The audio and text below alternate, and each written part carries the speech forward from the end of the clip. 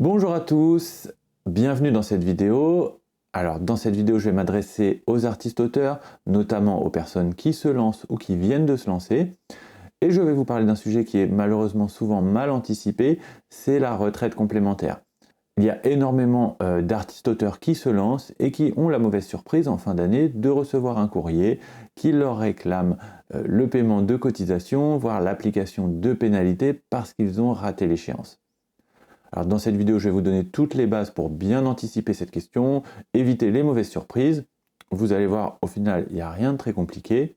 Alors on commence tout de suite, c'est parti. Alors avant toute chose, c'est quoi en fait la retraite complémentaire? Bon, la retraite complémentaire, c'est un régime qui vient compléter la retraite de base à laquelle tous les travailleurs cotisent. Et dans certains domaines, eh bien, on a mis en place une retraite complémentaire pour compléter, améliorer en fin de carrière la pension de retraite. Alors, la retraite complémentaire, elle est obligatoire. Quand vous remplissez les conditions de cotisation, eh bien, vous êtes obligé de cotiser à la retraite complémentaire. Ce n'est pas un choix comme par exemple la mutuelle santé.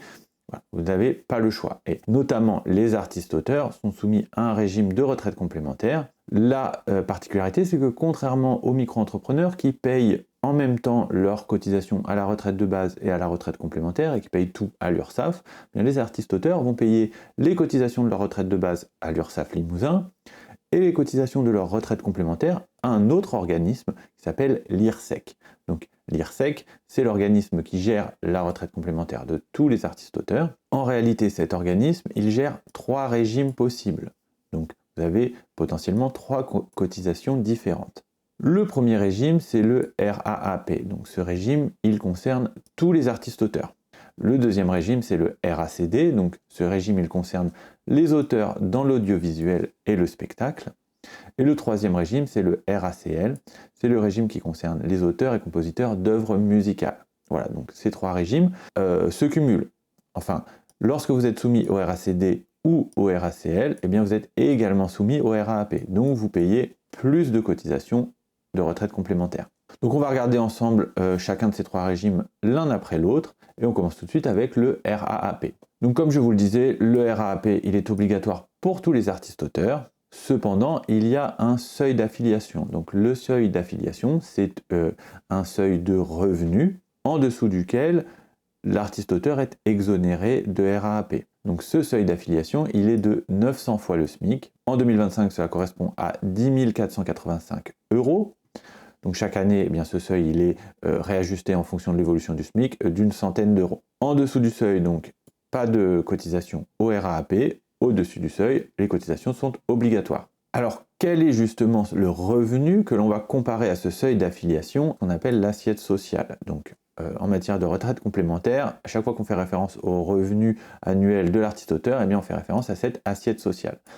Cette assiette sociale, elle est calculée différemment selon le type de revenu de l'artiste-auteur, puisque vous avez les artistes-auteurs en TS, en BNC, contrôlé ou en micro-BNC. En TS, c'est assez simple, l'assiette sociale, eh bien, c'est le montant total brut des droits d'auteur que l'auteur a perçus sur l'année comme traitement et salaire. Il suffit de reprendre les fiches de paye communiquées par les diffuseurs et de faire le total des droits d'auteur bruts perçus. En BNC, c'est un petit peu plus compliqué, donc vous avez le BNC contrôlé. Dans ce cas, eh bien, il faut prendre le montant des revenus imposables sur l'année, donc ce montant qui est déclaré sur la feuille d'imposition annuelle, c'est le chiffre d'affaires moins les frais ou charges réelles. Et à ce montant, vous devez ajouter une majoration de 15%. En micro-BNC, c'est la même logique, on prend les revenus imposables, dans ce cas, eh bien, ça correspond au chiffre d'affaires moins l'abattement forfaitaire de 34% du régime micro, et également on applique une majoration de 15%. Donc en BNC, on applique toujours cette majoration de 15%. Ne me demandez pas pourquoi, c'est inscrit dans la loi, mais il n'y a pas forcément de logique à cette majoration de 15%. Donc je vous ai mis un petit exemple en micro-BNC. Imaginons un auteur qui a un chiffre d'affaires annuel de 30 000 €. Bien, son revenu imposable déclaré à l'impôt sur le revenu est de 30 000 € moins les 34%, donc cela nous donne 19 800 €. Et le revenu soumis au RAAP qui est majoré de 15%, eh bien c'est ce 19 800 € majoré de 15%, ça nous donne 26 730 €. Donc l'auteur va être imposé entre guillemets au RAAP sur ces 26 730 euros. Donc on a le revenu, on a l'assiette sociale, et donc maintenant sur cette assiette sociale, il faut appliquer le taux de cotisation du RAAP. Ce taux, il est de 8%. Et je précise que les 8% s'appliquent sur la totalité de l'assiette sociale, pas uniquement sur la part des revenus qui est supérieure au seuil d'affiliation. Donc on fait 8%, en l'occurrence par exemple, des 26 730 euros. Il y a la possibilité pour certains auteurs de bénéficier d'un taux réduit. Alors, le taux réduit, il est possible pour les auteurs qui ont des revenus, donc une assiette sociale, inférieure à 3 fois le seuil d'affiliation, donc inférieure à 30 429 euros en 2025. Dans ce cas, vous pouvez demander le taux réduit de 4%. Vous pouvez faire la demande directement à l'IRSEC sur votre espace adhérent en ligne. Il faut le faire avant le 30 novembre. Donc l'avantage, c'est que dans ce cas-là, bien, vous payez moins de cotisations. L'inconvénient, c'est que vous diminuez vos droits à la retraite en fin de carrière. Et donc concrètement, la pension de retraite complémentaire à laquelle vous auriez droit, eh bien, est réduite de moitié. Alors comment ces cotisations au RAAP sont déclarées et payées? Alors en principe, la cotisation annuelle, votre cotisation annuelle d'artiste-auteur, elle est calculée automatiquement sur la base des revenus que vous déclarez à l'URSSAF Limousin, puisque chaque année vous faites votre déclaration de revenus à l'URSSAF Limousin. L'URSSAF ensuite communique ces informations à l'IRSEC qui va établir eh bien, votre cotisation annuelle à la fin de l'année et vous envoyer votre avis de cotisation. Il est possible, l'IRSEC le recommande, de vous-même faire cette déclaration avant le 30 septembre. Vous faites vous-même la déclaration de votre assiette sociale pour faciliter, accélérer les démarches. Une fois que votre cotisation est calculée, eh bien, il faut payer votre cotisation avant le 31 décembre. Et donc rapidement, hein, pour vous expliquer à quoi sert en fait le paiement de cette retraite complémentaire et comment ça fonctionne en fin de carrière, eh bien le paiement de cette retraite complémentaire, il vous donne droit en fin de carrière à une pension de retraite complémentaire qui va s'ajouter à votre retraite de base. Alors ça, c'est le même fonctionnement pour toutes les retraites complémentaires.